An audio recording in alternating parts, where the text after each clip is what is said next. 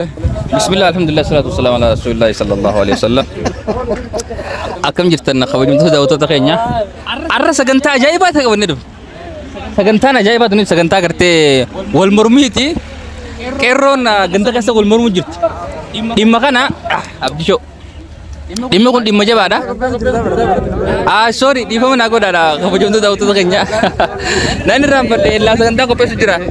Aye seganta kun seganta wal falmit.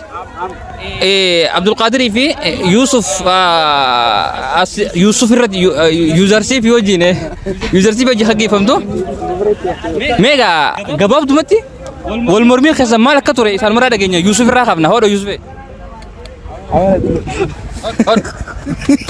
hodho ustaadini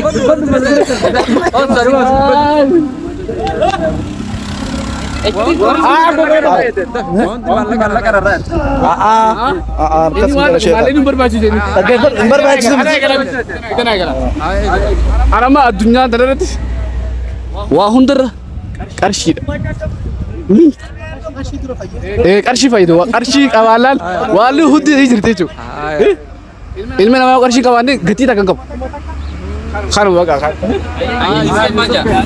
Aramoo sheekha qarshii qofa osoo hin ta'in namni tokko waan waliin qabaachuu qabu waan qarshii itti qabaachuu qabuutu jira wantoota akka beekumsaa waa hedduudha jechuudha kan inni achirra maqaa dhadhee kakaase qarshiin qoftiin faayidaa hin qabu jeen kanarratti hormuun dandeettii yaabesaa inni qarshii qofaa kabajaa ilma namaa kana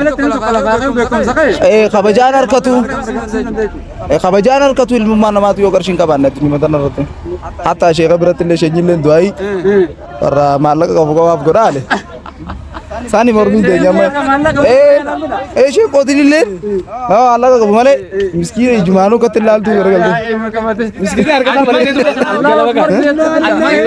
ankara raga namni dugara na disa Qur'an rabbitti amale akasi miti Miskini ga tarkbi miskina bitu jarinis namumma da wal waqtan jin haya tana mormin de wal qita miti ni okay wal makalatti khabjumtu daawatto kenya khabjumtu daawatto kenya sagantan amman tana haganuma tokko qarshii fedha tokko qarshii malees waa bu'aa qarshiinis hin barbaachisu qarshii malees wantoonni addunyaa irratti barbaachisan guutumuu hin danda'e jechuu qaba kanaaf gaamee yaada kana qarshii dhaatu caalamoo koomentii irratti yaada hawaasni akka nuuf fannu barbaanna hayyee yaa ijoollee tana walitti nu araarsa gaa'udumatti ijoollee tana walitti nu araarsaadha yaadu nuu kaa koomentii irratti hayyee fixannee wabillahi tawfiiq assalamu alaikum amma yaadu